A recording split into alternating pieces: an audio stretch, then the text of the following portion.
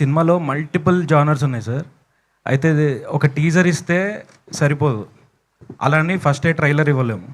So ట్రైలర్కి తక్కువ, టీజర్కి ఎక్కువ, ట్రైజర్ అని పెడదాం. తరుణ్ గారు అంటే హాయ్.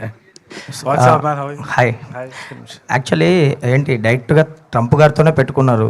లైక్ ఈ టీజర్ చూసాక అసలు మీకు వీసా వస్తుంది అనుకుంటున్నారా? మొన్న ప్రమోషన్స్లో జరుగుతుందేమో అనిపిస్తుంది నాకు ఈ టీజర్ చూసి. నాకు అదే భయం అవుతుంది. ఇక నేమ్ చేంజ్ చేసుకొని ఆధార్ కార్డ్ మార్చుకొని పోవాల్సి వచ్చే పరిస్థితి వచ్చేటట్టుంది. మరి చూద్దాం.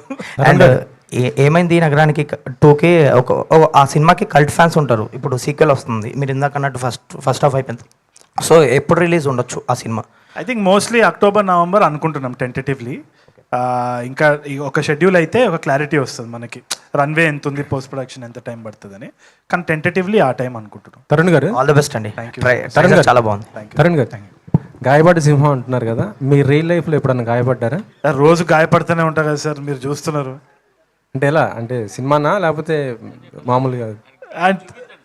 ఏదేది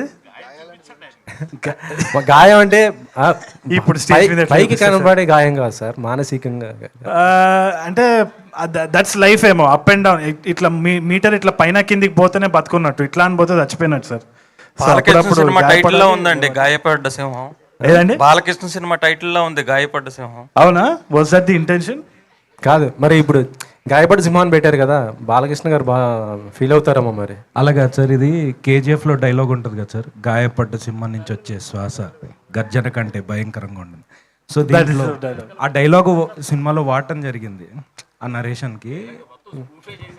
అదే అదే అదే మరి యూఎస్లో ఏమైనా ప్రమోషన్ చేస్తారా దీన్ని?